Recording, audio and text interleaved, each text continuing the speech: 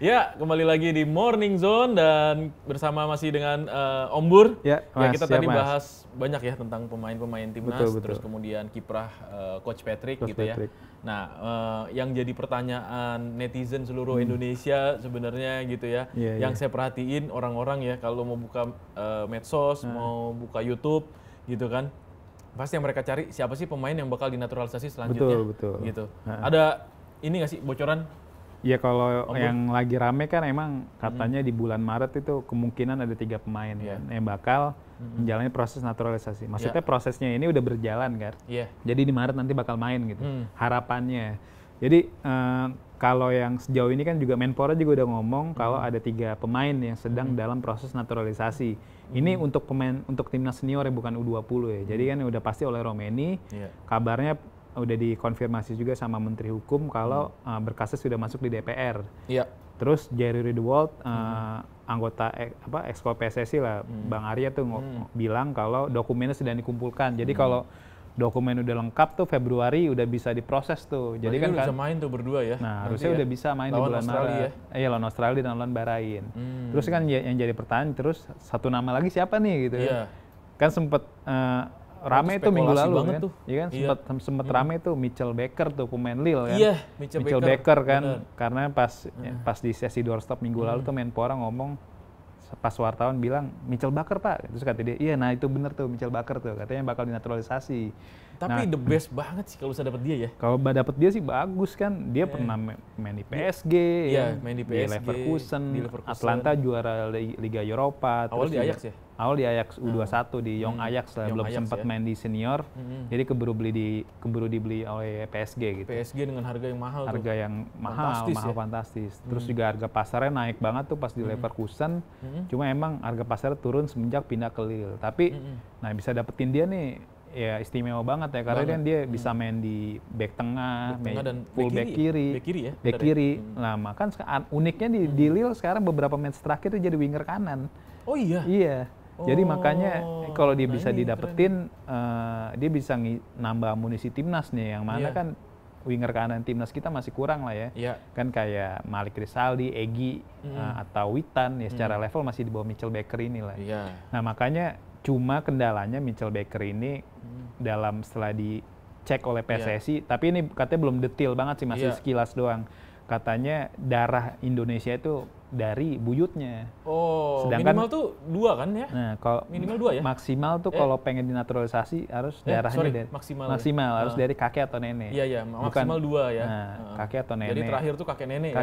Buyut nggak masuk hitungan ya. Buyut nggak masuk hitungan. Nah, itu maksudnya dalam Iya. itu dalam. Iya Mas Camar juga nih. Iya. Dia tadinya mau dinaturalisasi dia. Gak bisa naturalisasi jadi. Belanda kan. Cuman dari moyangnya dia ada turunan Belandanya, jadi jauh. Gak jadi dinaturalisasi. Iya. Bener. Tapi bisa Mas Camar dinaturalisasi kan udah lebih dari 5 tahun di Indonesia. Iya. Oh benar. Enggak, dia mau dinaturalisasi Belanda. Oh Belanda, oh iya benar. Gitu. Sedangkan nggak pernah tinggal di sana ya. Bandung. Dia mau dinaturalisasi timnas Belanda dulu. Cuma dia jauh jaraknya, jadi moyangnya. Gagal jadi. Moyangnya VOC memang. Aduh, jadi itulah pokoknya agak sulit untuk Mitchell Baker. Jadi makanya yang rame sih katanya satu nama lagi tuh Emil Laudero. Iya, Emil Laudero tuh katanya udah oke. Ayahnya aman ya? Itu sempat viral di tahun 2021 itu kan. Saat ayahnya bilang, ya ngapain main di timnas Indonesia, lolos Piala Asia aja enggak gitu ya. Itu saat itu. Tapi kan sekarang kenyataannya timnas berbeda. Piala Asia udah masuk fase gugur, sekarang Piala Dunia juga lagi OTW lah gitu. Jadi apalagi sekarang Emil kan main di Como yang mana itu kan pemiliknya orang Indonesia kan. Iya, salah satu perusahaan lah ya. Dan itu bisa jadi salah satu indikasi kenapa Emil bisa milih main di timnas. Sebenarnya banyak pro kontra juga nih. Banyak yang bilang ngapain ngambil Emil, kita udah ada Martin Pas gitu kan. Ya cuma kan timnas kiper itu maksudnya posisi kiper nggak cuma satu orang. Kalau Martin Pas tiba-tiba cedera, ya kita butuh. Ada nggak sih backup yang setara dengan Pas gitu ya? Seperti dengan Pas gitu kan. kayak pas yang FIFA Match di Oktober tuh pas Martin Paes cedera yang bareng FC Dallas kan.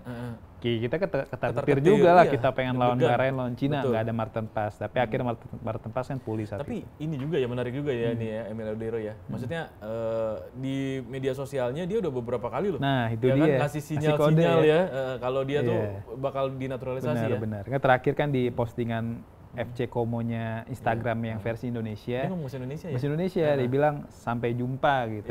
Kayak kesannya tuh, ya bentar lagi gue bakal sana. Terus dia ngomong makanan yang dia suka apa, waktu itu kan sempat ada kan. Dalam wawancara itu juga dalam video itu. Mungkin karena jadi juga nggak dipanggil-panggil sama timnas yang lain ya. Nah, untuk main di timnas Itali hampir nggak ada peluangnya, karena kan berat. Sekarang di Como dia pun juga statusnya bukan kiper utama, dia kiper kedua. Terus juga timnas Itali, pesaingnya banyak banget. Ada Donnarumma, di kiper PSG, ada kipernya Napoli, Alex Meret kan. Pokoknya Itali tuh kipernya emang gak ada habisnya. Dari zaman Gianluigi Buffon ya. Dari zaman Buffon kan. Buffon, banyak kiper top yang di era Buffon. Kiper top emang keren-keren. Nggak ada yang main tuh. Nggak ada yang main gara-gara Buffon kan. Ada banyak banget deh. Ada Luca Marchetti kan, kiper Lazio. Iya, benar. Kalah pokoknya Buffon nih kan. Marcelino gimana kabarnya Om? Nah, ini ada pertanyaan nih dari Mas Dwi nih. Marcelino gimana kabarnya? Ya, jadi menang kemarin kan ya. Benar. Lawan Banbury United. Jadi kan nyumbang 2 gol. Nyumbang 2 gol. Jadi pas press con-nya Kluivert tuh tanggal 12 Januari, Kluivert pernah bilang gini. Gua tuh pengen nyari pemain yang punya match fitness. Match fitness itu dalam arti pemain yang rutin main di klubnya gitu. Sedangkan Marcelino jarang main ini bahkan di klubnya di Oxford United tuh dia baru main sekali di tim senior ya. Nah cuma untuk di U21 dia udah mulai rutin main nih. Jadi kan ketika dia nggak dapat kesempatan di tim utama, dia dimainin lah di tim U21. Nah kemarin tuh dia main di babak perempat final Oxfordshire ya, lawan Banbury, dan luar biasa dia langsung cetak 2 gol dan 1 assist. Jadi tuh bisa nunjukin kalau level Marcelino itu bukan di situ gitu.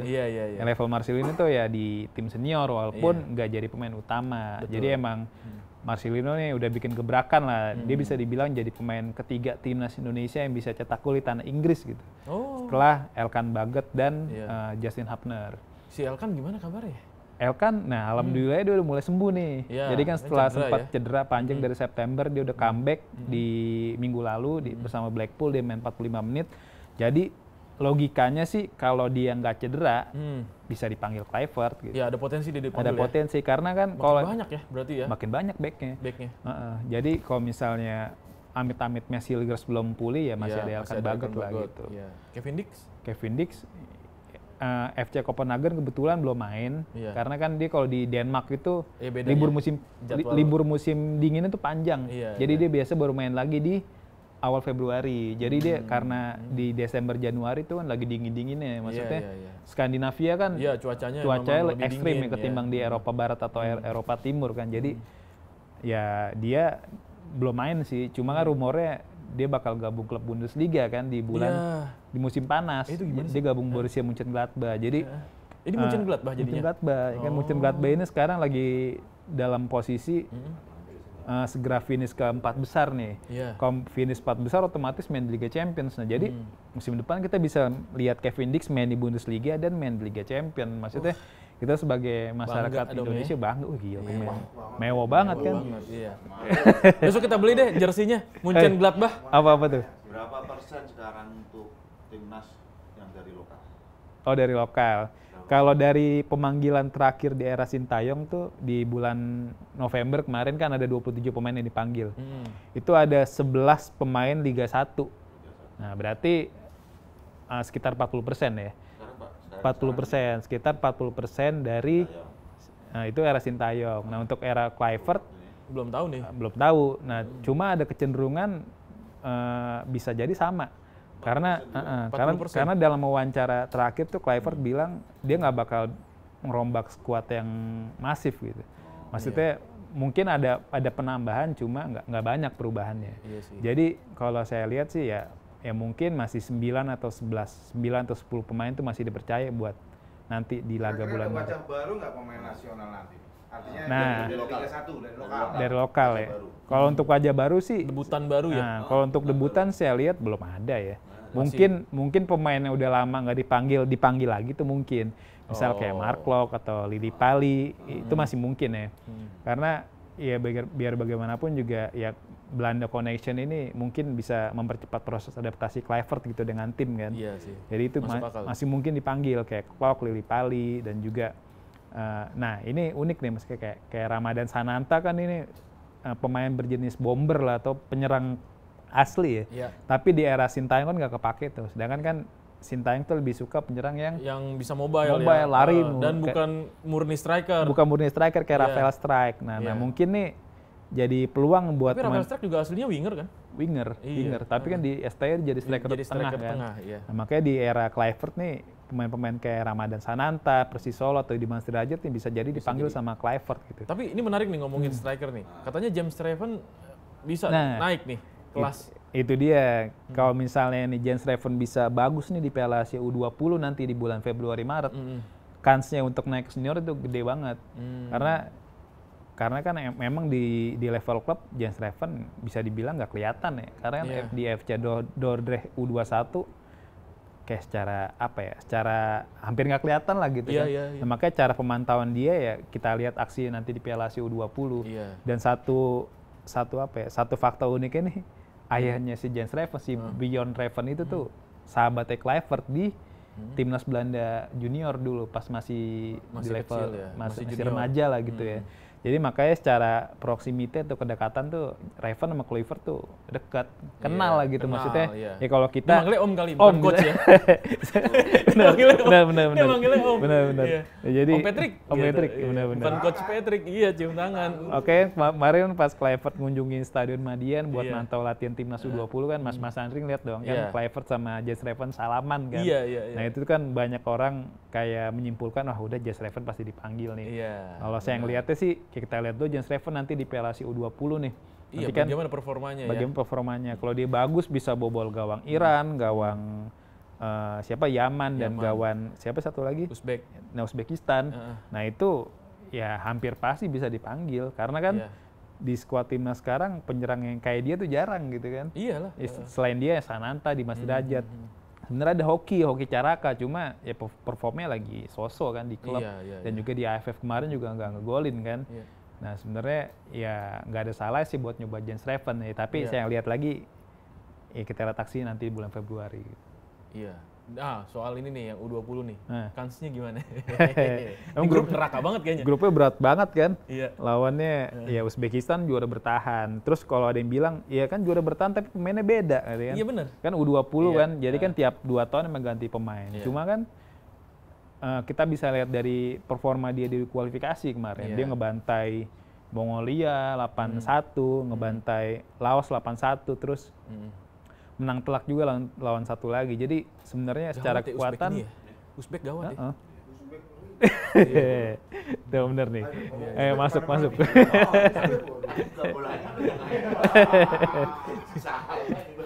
Enggak, ini pemain bolanya Uzbek. Iya. Ini nggak ada Fadli nih, jadi yang nyapu gua doang sendirian. Gawat ini. Makanya kalau di kelompok umur tuh Uzbekistan memang lagi gila-gilanya kan. Oh gitu.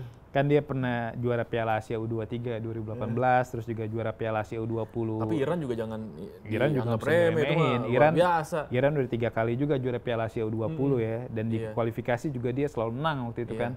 Dan Indonesia nih bisa ngorek-ngorek informasi soal Iran ini dari India nih. Jadi kan kita PSSI tuh ngundang 3 negara buat main di U20 Challenge Series Cup. Nah, turnamen ini tuh dijadiin PSSI sebagai persiapan timnas sebelum main di Piala Asia gitu. Jadi ada yang diundang tuh ada India, ada Yordania dan ada Suriah. Nah, India ini sempat jadi lawan Iran di kualifikasi Piala Asia. Nah, jadi timnas bisa ngorek-ngorek kemampuan Iran lah dari India. Terus Suriah dan Yordania ini nih kebetulan jadi kontestan Piala Asia. Jadi ya kesiapan Indonesia di Piala Asia ini bisa dilihat juga sih dari ajang ini. Mereka ya. Jadi ya kita lihatlah sejauh mana Indra Safri bisa meramu tim sampai akhirnya bisa capai target yang dibebankan oleh PSSI. Karena PSSI kan targetnya tinggi kan, bisa masuk Piala Dunia U20. Nah untuk masuk Piala Dunia U20 berarti kita harus masuk semifinal Piala Asia. Berat ya. Tapi mungkin jalur langit beda kali ya. Kalau Coach Indra biasanya nih bisa, karena dia di tahun 2018 tuh hampir selangkah lagi bahwa timnas U19 masuk Piala Dunia U20. Iya. Waktu itu kan karena kita masuk perempat final tapi akhirnya kalah sama Jepang saat itu. Iya. Nah, unik maksudnya nih kalau kita bisa ngelewatin Uzbekistan, Iran dan siapa satu lagi? Yaman, di fase grup. Di perempat final kita kemungkinan lawannya kalau nggak Jepang, Korea Selatan. Jadi sebenarnya jalannya tuh sama persis kayak Piala Asia U23 yang zaman Sintayong tuh kan. Kita lawan di grup kita bisa ngelewatin Australia dan Yordania, di perempat final kita lawan Korea. Tapi syukur-syukur kita bisa menang tuh lawan Korea kan. Udah penalti kan. Nah, itu makanya nih harapannya itu makanya sangat disayangkan ketika ada 2 pemain keturunan yang harusnya diproses naturalisasi. Iya, belum selesai itu ya? Belum selesai, Tim Gaypens dan Dion Marks. Dion Marks ya. Proses naturalisasinya tertunda karena kan di DPR ada masa reses ya kemarin kan. Reses ya. Masa resesnya baru kelar di bulan ini. Sedangkan pendaftaran pemain untuk Piala Asia U20 tuh harus H-30 sebelum kick off. Kan turnamen mulai tanggal 12 Februari, berarti penutupan pemain tuh 12 Januari. Sedangkan di periode itu masih reses, makanya kalau Dion Marks dan Tim Gaypens main tuh saya yakin sih bisa lolos Piala Dunia. Iya. Tapi mereka berdua ini juga tetap akan dinaturalisasi ya, tetap. Meskipun enggak ini ya. Walaupun nggak lanjut diajak untuk yang U20 tetap lanjut. Jadi tenaganya kan bisa dipakai untuk U23. Jadi kan di timnas U23 di tahun ini kan ada banyak event kan. Ada kualifikasi Piala Asia U23, terus juga ada SEA Games juga. Kalau memang dilepas klubnya nih, bisa jadi buat dimanfaatin timnas U23. Selain 2 nama ini sebenarnya ada Mauro Zijlstra. Mauro Zijlstra ini penyerang FC Volendam, klub Liga 2 Belanda. Dia sebenarnya udah proses naturalisasi, udah ngasih berkas-berkas tuh dari September. Cuma dia nggak jadi prioritas karena emang fokusnya tuh untuk U23. Sedangkan di tahun 2024 kemarin kan U23 kosong lah ya setelah Piala Asia U23. Makanya dia nggak jadi prioritas. PSSI lebih prioritasin oleh Romeni, Jairo, terus yang 2 nama ini Dion Marks dan Tim Gaypens. Nah mungkin setelah Piala Asia U20 kelar di bulan Maret, nah mungkin baru dilanjutin. Tapi makin banyak ternyata ya pemain-pemain kita yang diaspora ya. Nah iya. Dan mungkin berkat kehandalan Coach Patrick juga ya. Nah, harapan sih magnet lah dia tuh ya, namanya itu magnet. Nama besarnya jadi magnet lah ya. Untuk orang-orang atau pemain-pemain yang ingin bergabung ke timnas Indonesia ya. Betul. Om, kira-kira harapan untuk timnas kita apa nih terakhir? Pertandingannya kapan sih yang U20? U20 kita main tanggal 13 pertama Februari. lawan Iran. Iya, 13 Februari. Itu jam prime time tuh setengah tujuh malam di China mainnya. Berarti itu udah pakai jersey baru nggak? Udah pakai. Kan jersey baru launching tanggal 14 kalau nggak salah. Hari ini. Oh, hari ini? Hari ini. Enggak, tanggal 23. Tanggal 23 Januari. Oh, 23 Januari. Iya. Jadi 23 Januari launching dan nanti bakal dipakai. Jadi sebenarnya timnas U20 kan hari Jumat main tuh. Iya. Nah, itu dipakai.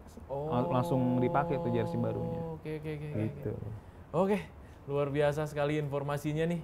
Om Bur, thank you ya Om Bur ya. Nanti kita ketemu lagi, kita ngobrol-ngobrol lagi tentang timnas ya, terutama tentang pemain-pemain naturalisasi dan juga perkembangan sepak bola tanah air. Siap Mas. Terima kasih semuanya.